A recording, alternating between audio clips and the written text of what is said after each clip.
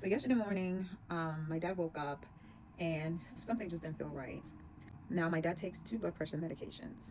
Okay, he takes his medications every morning. If you know my dad, he is one compliant patient. Okay, that man loves his PCP. Okay, my dad is incredibly compliant. My dad would have taken his medications as he normally does, but luckily he called my aunt and blood pressure was checked. Immediately, it was clear while he was lightheaded and dizzy. I don't quite know whether people understand how significant this is. I know I personally, I've had my number of admissions where I've admitted people who either passed out, then sustained a head bleed because they were hypotensive, which means your blood pressure was low, then went to take their blood pressure medicine regardless. Or some that I've seen with a hip fracture. Then that becomes the beginning of the end for some people. That's an ER visit, not just an ER visit. For some, it's an admission and then the OR. And then for some, unfortunately, it's the ER, the OR, or even death. So this is a big deal. This could have been worse. And the truth is, the device my father had at home to use to check his blood pressure was used, and the blood pressures were transmitted to his PCP.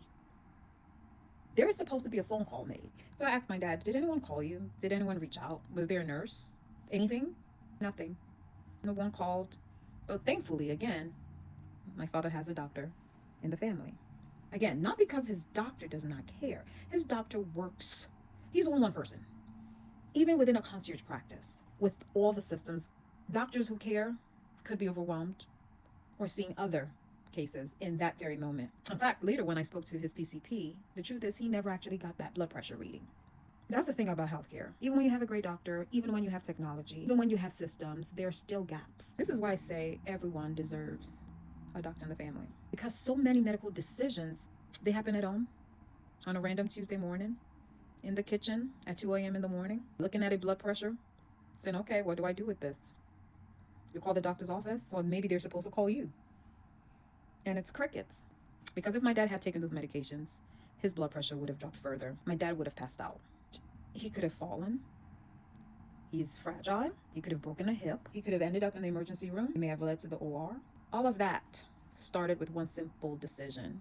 Should I or should I not? Instead, a 5-minute conversation changed the whole outcome. That's the power of having a doctor in the family.